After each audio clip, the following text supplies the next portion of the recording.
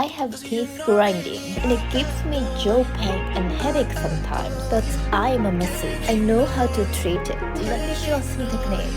Step 1. Use first finger joint. Apply pressure on the side of the head where temporalis muscle is located. When you grind your teeth, this muscle is involved, therefore you get tension on your head. Next, jaw muscle. Use second finger joint. Apply pressure on masseter muscle. Use small movement. Use your fist up and down. You can open your mouth slightly. Try this technique at least for 30 seconds each. They definitely work for me. I hope they work for you too.